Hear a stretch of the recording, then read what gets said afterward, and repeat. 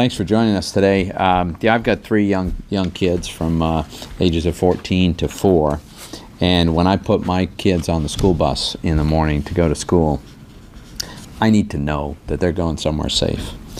And unfortunately, there's too many parents across America who don't have the assurance that they should have, that their kid is going to be in an environment where they're as safe as they can possibly be. And a story that is just a horrific story that comes to mind that illustrates this is the story of a 12-year-old boy named Jeremy Bell.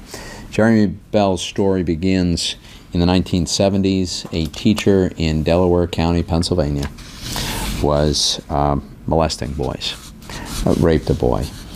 This became known by the school district. They figured out what was going on, but there wasn't enough evidence for prosecutors to actually press charges. So the school did something that's just absolutely horrific. What they did is they decided to make this predator become someone else's problem. So they gave him a letter of recommendation, sent him on his way.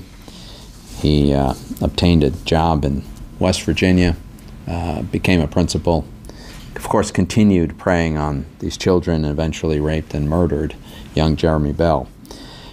Tragically, Jeremy Bell is not alone. Last year alone, there were 459 school employees across America who were arrested for sexual misconduct with the kids that they're supposed to be protecting and looking after.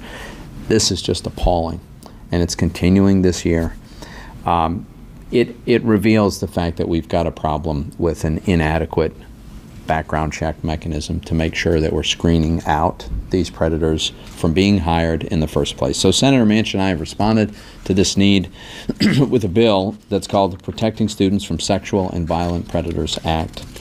This bill has had broad bipartisan support. It passed the House unanimously, and that's because it's just a common sense bill that does something that really needs to be done. It provides a requirement for mandatory background checks on existing and prospective school employees, any employee that comes in unsupervised contact with kids.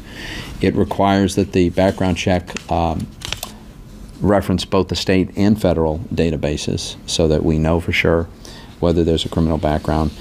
Prohibits hiring teachers who've been convicted of certain specific crimes, violent crimes, sexual crimes, and it absolutely prevents this passing of the trash, this process of giving a letter of recommendation to a known pedophile so that he can get a job somewhere else. As I say, I'm a dad. I've got 3 young kids, and every day when my son gets on a school bus, I have every right to know that he's going to be in a safe environment, and every other parent in America has that right as well. Senator Manchin and I are trying to do something to make sure that that in fact becomes the case. Senator Manchin. Thanks. Well, Pat has explained the bill quite thoroughly, and I'm pleased to be working with him on this bill. Basically, both of our states are involved, and it brought to an attention on a national level.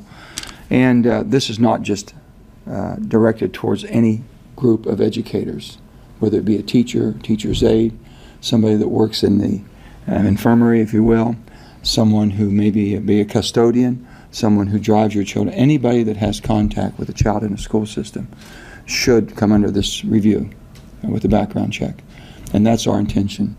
I believe very strongly in the 5 promises that every adult should make to a child. One of the most significant promises is that every child should have a safe place in their life. That might not always be the home. In a lot of instances, it's the school.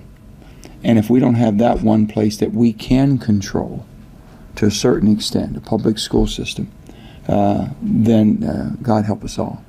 So, as Pat said, I have 8 grandchildren, young grandchildren, so I'm concerned every day about their safety, the same as you are about your families and every other child.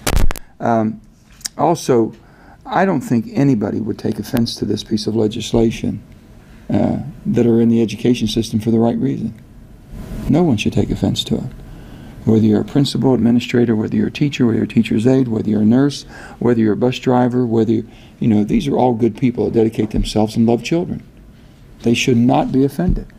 If someone has a background, we're going to find out about it.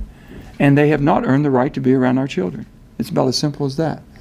And I know we have some of our colleagues saying, well, it should be states' rights and should. I'm a 10th Amendment person. I'm a former governor.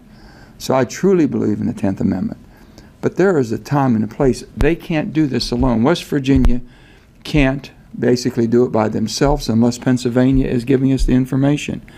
Pennsylvania can't do it by itself unless California is giving us the information. So it takes all of us working together, and that's really the purpose of the federal system, that we need this type of unity throughout the country. So I'm pleased to be here with Pat. I think it's a good piece of legislation. As he said, it has wide bipartisan support, passed overwhelmingly last year in the House, and I assume the same will happen this year. And if we get a vote on the floor, which I know we will, we'll have overwhelming bipartisan support. We're very convinced of that. But the bottom line is, when people hear what the purpose of this bill and what it really does, I think that it'll take care of its own, if you will.